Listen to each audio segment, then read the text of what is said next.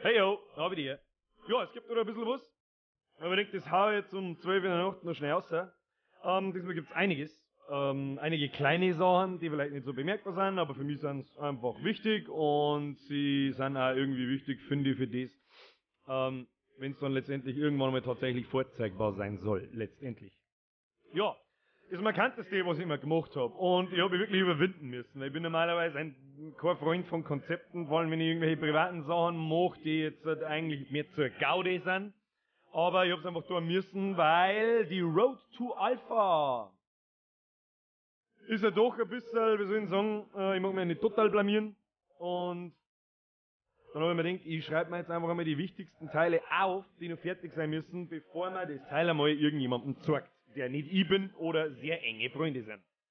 Ja, man sieht, es ist so eine kleine Liste mit 6 Überpunkte und Unterpunkte und ich kopiere das auch in YouTube, in Beschreibung. Dann kann sich jeder mal durchlesen, der da Bock hat. Ja, so sieht's aus. Und dann, ja, fangen wir doch einfach mal an. Da steht da drin, was ich schon erledigt habe. Das ist übrigens auch noch ein Punkt, den ich glaube backen kann und erledigt einschirmen kann. Und ja, den machen wir doch direkt einmal. Was ist das? Ajax-Update bei Energieverbrauch und Munitionsverbrauch. Ja, der Energieverbrauch setzt sich, und das haben wir in den letzten Videos eigentlich auch schon gespannt. Mein Kraftwerk stellt mir Energie zur Verfügung und diese Energie wird verbraucht von bereits gebauten Gebäuden, ausgebauten Gebäuden und Gebäuden, die im Ausbau sich gerade befinden. Jetzt momentan zum Beispiel die 3 da. Und rein zum Test hoffe ich, habe jetzt für irgendwas genug Rohstoffe. Ja, fürs Kraftwerk, das verbraucht keins. Scheiße. Haben wir schon soweit. Ich habe meine Gebäude mittlerweile so weit ausgebaut, dass es nicht mehr so einfach ist. Ja, was ich auf alle Fälle eingebaut habe, ist, wenn man jetzt ein Gebäude ausbaut, dann hat sich nach dem Klick dieser Verbrauch noch nicht aktualisiert. Jetzt tut er das. Genauso wie die Munition rechts, wenn ich Truppen baue und so weiter. Dann demonstriere ich das jetzt einfach mal anhand von der Munition. Und zwar gehen wir mal her und bilden wir mal einen Space Marine aus. Wir sehen mal, was der Rohstoffe kostet. Die Rohstoffe werden ja schon immer oben angepasst und werden animiert und so weiter. Und der Munitionsverbrauch. 1. Genauso wie da herum. Ich verbrauche 75 Munitionseinheiten von meinen zur Verfügung gestellten 70. Genauso ist dieselbe Anzeige wie da herum, bloß da nochmal sichtbar, damit man es ein bisschen besser im Auge hat. Und diese Munition, die wird halt von der Waffenfabrik zur Verfügung gestellt. Mehr kann die momentan noch nicht, kommt aber auch noch mehr. Und ja, da gehen wir jetzt einfach mal her und bauen wir den aus. Und dann hoffe ich hoffe, dass jetzt nicht wieder der Vorführeffekt dahersteuert und sagt, nope. Müsste da 66 rauskommen und da 66 rauskommen. Machen wir doch einfach mal. Blop. Und wir sehen mal, es funktioniert. Kurze rote Animation, weil es mir ja Rohstoffe abzieht, in dem Fall jetzt nicht viel. Und herum steht 66 und da steht 66. Jetzt muss ich quasi nicht mehr neu laden, die Sache aktualisiert sich einfach von selber. Wunderbar, was eine Kleinigkeit, die wollte ich einfach haben. Das mal zu dem. Dann, was haben wir noch erledigt? Ein Munitionstab-Anzeige Ajax-Update bei Ausbildung. Ja genau, das war das, was ich gerade gesagt habe, das war der kleine Tab da rechts oben. Dann, Menü, alten Kartenlink entfernen und Platzhalter für Korb. Ja, die 2 Links da herum, das eine ist Karten, wenn wir draufklicken, kommen wir auf die Karten, in der ich euch nachher dann auch eine kleine Neuerung zeige. Und das da ist einfach der Platzhalter für Korb, die kommt später, das ist für mich noch keine essentiell wichtige Geschichte nicht, das ist dann so massiv das eigentliche Spiel, dreht sich sehr stark um Korb, das kommt dann Schritt für Schritt, wenn die ganzen Instrumente rundherum alle funktionieren. Ja, ansonsten habt ihr da auch schon ein paar Sachen gesehen, das habe ich jetzt unter erledigt nicht eine, das habe ich nämlich gestern schon gemacht. Und zwar, die Karten kennen wir ja soweit. Planet, bla bla bla. Erdansicht, gehen wir da rein. Ja, hier haben wir schon ein paar neue Dinge. Und zwar, erstens, mal diese Hover-Anzeige mit diesem kleinen blauen Kastel da, wo ich mich quasi gerade drauf befinde.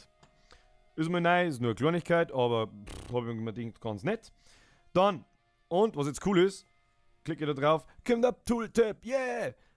Mit Daten. Und zwar folgendermaßen, das ist Birkster Todeskolonie, so heißt meine Kolonie, die kann man später noch benennen, momentan kann man das noch nicht. Von wem? Von Birkster. Der Typ hat 58 Punkte. Das ist das einzige, was noch nicht dynamisch generiert wird, darf aber schon funktionieren, bloß so weit bin ich noch nicht gekommen.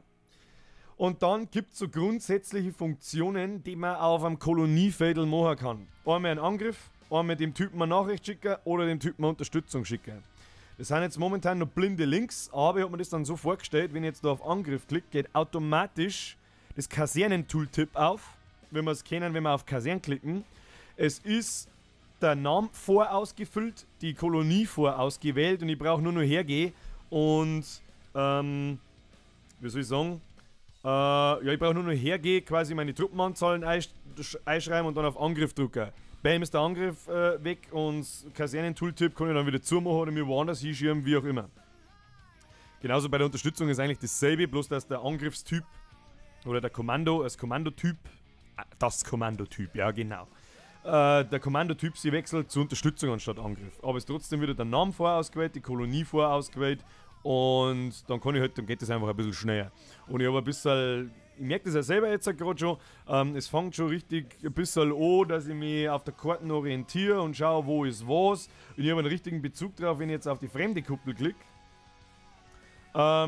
dass da dann Lenadl steht und so weiter und dass sie da so rechts von mir dort ist, und jetzt kann ich es angreifen und so weiter. Und dann kommen halt noch so Geschichten wie die Linienzeichnung, wenn ich den Angriff schicke und. Auch nicht noch keine Funktionen nicht drin, aber mir ist jetzt mal bloß um das Tooltip gegangen, das man da anzeigen kann. Und das Tooltip kann natürlich noch mehr. Das macht auch keinen Sinn, dass ich jetzt, wenn ich meine Kolonie anklicke, dass ich dann Angriff, Unterstützung und Nachricht habe. Weil warum soll ich mich selber angreifen? Warum soll ich mir selber in meine momentan aktive Kolonie Unterstützung schicken? Unterstützung macht erst Sinn, wenn das eine zweite, dritte, vierte Kolonie von mir ist. Dann kann ich quasi mit meiner ersten Kolonie meine zweite oder meine dritte unterstützen. Macht Sinn. Aber Nachricht und einen Angriff schicken macht recht wenig Sinn. Beziehungsweise soll erst recht ja verboten werden, ein Angriff auf eigene Truppen, weil du dadurch ungewollt Erfahrung farmen kannst und dann quasi Soldaten, die du produzierst, in Erfahrung umwandelst. Und das mag ich verhindern. Das Problem haben wir im letzten Mal schon gehabt und deswegen wird es das nicht geben. Ja, jetzt habe ich da schon ein bisschen aneinander geklickt. Klicke auf eine freie Fläche.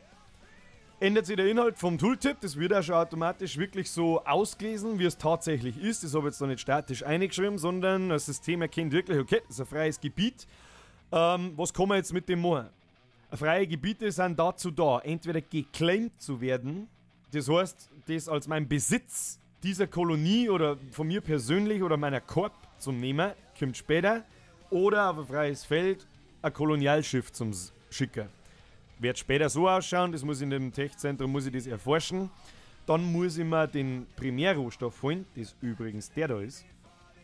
Das ist das Wasserstoffvorkommen auf unserem Erdplanet. Und daraus baue ich mir ein Kolonialschiff und das schicke ich dann in einer bestimmten Reichweite da oder daher und baue meine zweite Kolonie. Warum jetzt da herum der Klick nicht geht, das habe ich jetzt nicht ganz verstanden. Aber gut, das werden wir schon rauskriegen. Ja, soweit dazu. Dann werden auch schon richtig ausgelesen die Rohstoffvorkommen auf der Karten. Die erscheinen zufällig, die verschwinden zufällig. Und zu denen sehen wir schon, wenn ich draufklicke, steht dort, das ist ein Wasserstoffvorkommen. Der Typ wird auch schon richtig ausgelesen. Und dann heißt es, sende einen mobilen Extraktor um Wasserstoff zu gewinnen. Den Extraktor, den zeige ich euch nachher, hab schon angefangen damit. Ja, nachher einfach dann mehr dazu. So, und was mir jetzt ganz wichtig war, vorher habe ich die Karten ziehen können. Ich habe mir jetzt momentan nur dagegen entschieden. Warum? Der Event auf dieser Karte, ich möchte, dass das Teil auch auf Tablets und auf Handys funktioniert. Das ist einfach im Jahre 2014, bald 15, sau wichtig, dass das drum auch unterwegs funktioniert. Und circa mal irgendeine Website auf dem Handy. Was passiert dann?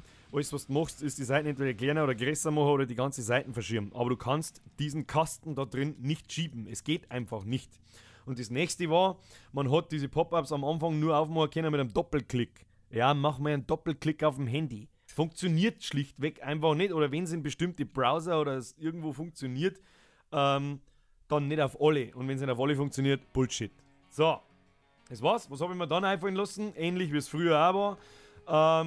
Ein kleiner Navigator rechts herum. Mit Pfeile, die momentan noch links, rechts, oben und unten sagen. Der ist jetzt momentan echt nur fotzengrob. Schaut total scheiße aus. Es sind einfach bloß Kasten und Knöpfe, die eine Funktion haben. Das war's. Aber wenn ich draufklicke, passiert Folgendes. Erstens einmal die Tooltips verschwinden. und dann kann ich auf der Karte so umeinander fahren. Und das, ja, bis in die Unendlichkeit. Hat mir dann überlegt, ob ich nur so einen Zentrierbutton einfüge, dass wenn ich drauf drücke, dann fährt es automatisch wieder ins meine aktive Kolonie momentan, die so grün umrandet ist, mir ins Zentrum einer, damit ich da nicht ewig danach suchen muss, wenn ich mich mal ein bisschen auf der Karte erkunde. Diese Navigationsgeschichte ist sehr, sehr komplex und das wird sich ständig im Laufe des Spiels, wird sich das immer weiterentwickeln, bis das eine wirklich bequeme Art und Weise ist, dort sich durch die Karten zu bewegen. Aber momentan ist das einmal noch genug. Und die ganzen Spielereien rundherum, dann kann man einstellen, wie schnell dass sich das bewegt. Um 5 Fädel pro Klick oder um 10 und so weiter und so fort. Aber so wird das ausschauen. Und die Dinger funktionieren immer am Handy. Und das war mir einfach sau wichtig. Ja, soweit so gut. War wieder ein Haufen Gedöns zur Karten. Gehen wir weiter. Menü Logout-Button mit Namensanzeige. Ja, absolute Kleinigkeit. Der Logout-Button war verschwunden, seitdem ich das Menü da herumgebaut habe. Der ist jetzt wieder da. Der liest meinen Namen aus und einen Logout-Button und wenn ich draufklicke, dann ja, bin ich ausgeloggt und fertig. Mehr war es eigentlich gar nicht.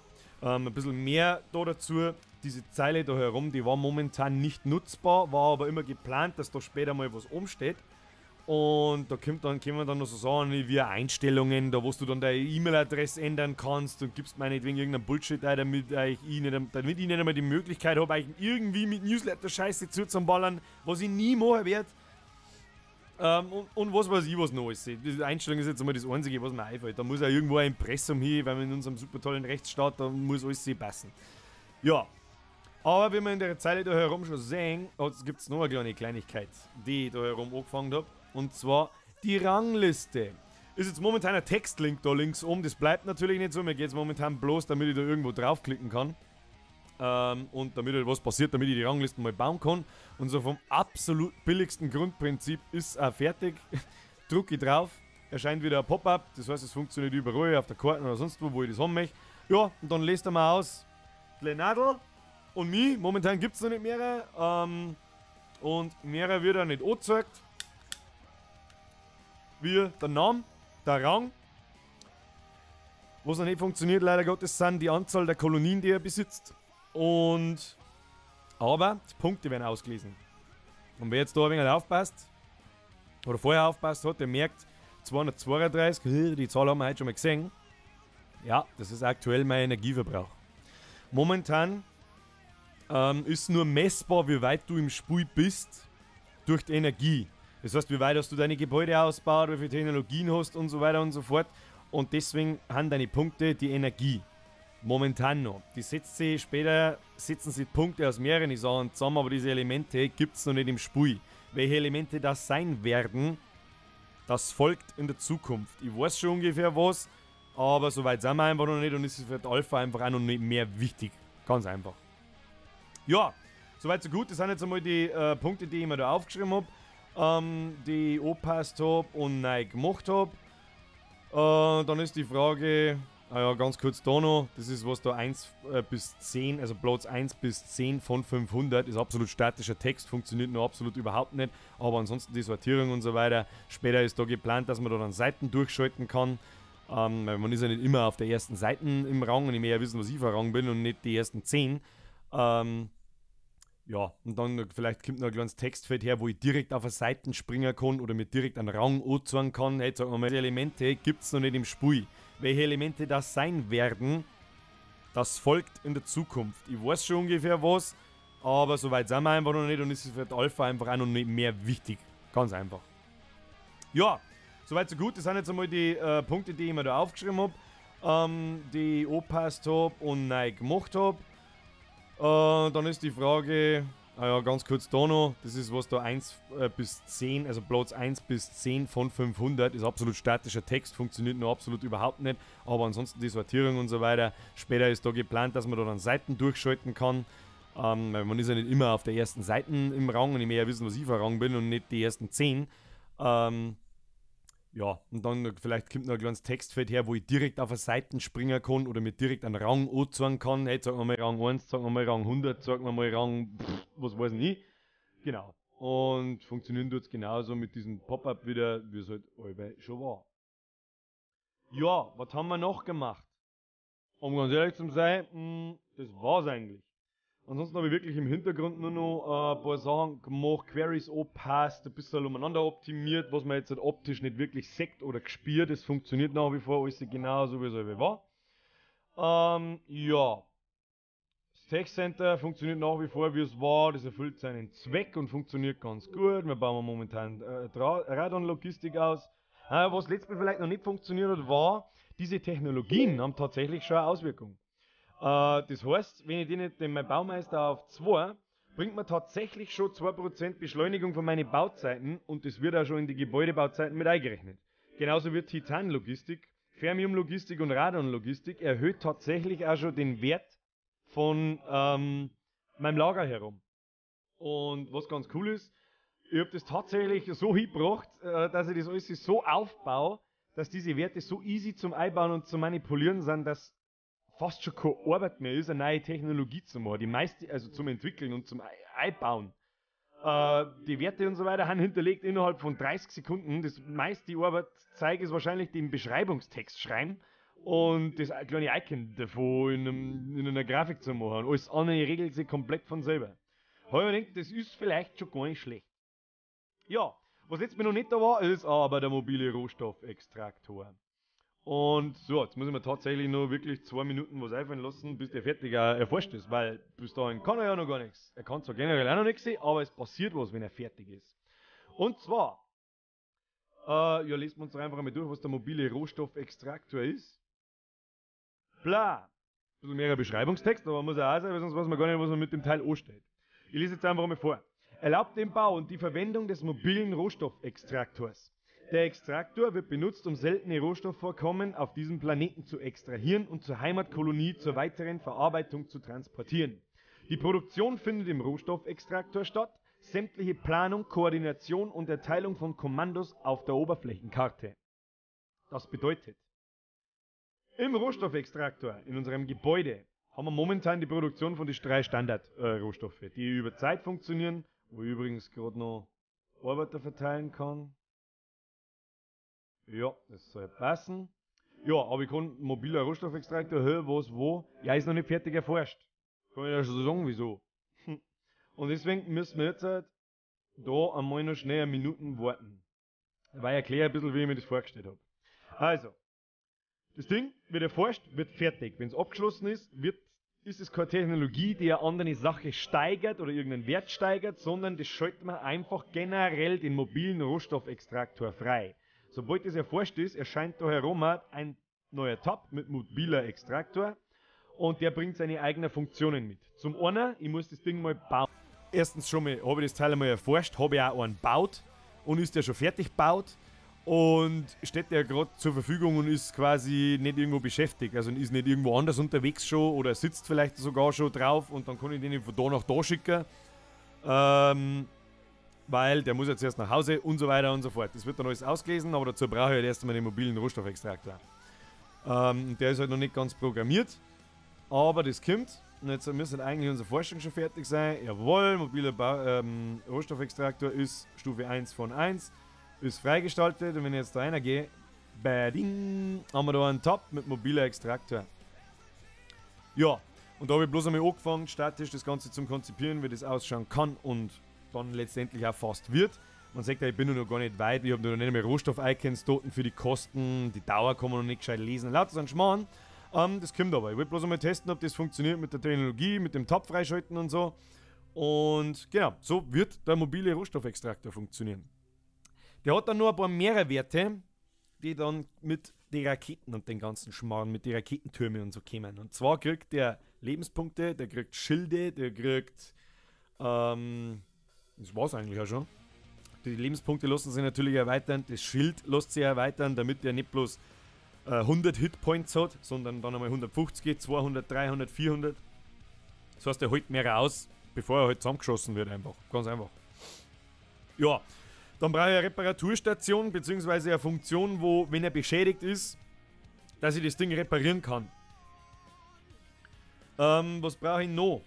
Eine Anzeige natürlich, ist er gerade unterwegs? Wie lange braucht er denn noch zu seinem Wasserstoffvorkommen? Unter anderem soll dann natürlich auf der Karte die Linie gezeichnet werden von meiner Kolonie zu dem Wasserstoffvorkommen. Und. Aber ich glaube, das war für heute auch mal wieder mehr als genug. Dann haben wir jetzt bei Minute 20. Und jo, freut mich, dass wieder jeder zugeschaut hat, der das schon eine Zeit lang verfolgt. Ich sage vielen, vielen lieben Dank. Momentan habe ich wieder einen motivierten Moment erwischt. Und ich wurstel umeinander. Wurstel. Und ich hoffe ohne Scheiß, dass ich was einigermaßen Brauchbares zusammenkriege bis in 5 Wochen ungefähr, 6 Wochen. Ich weiß gar nicht, wann die Weihnachtsferien angehen. Aber wahrscheinlich in der Woche oder am Tag vor Weihnachten oder so. Ist eh scheißegal dabei. Das finde ich dann schon aus, wenn es soweit ist. Jo, das war's für heute. Das hat mich gefreut und interessiert natürlich, was du verholst. Und über jeden Like, über jeden Share, über alles freue ich mich. Vielen Dank, die Damen und Herren. Wahrscheinlich mehr Herren als Damen, aber ist egal. Jo, dann bis denn und bis zum nächsten Mal. Habe Diri.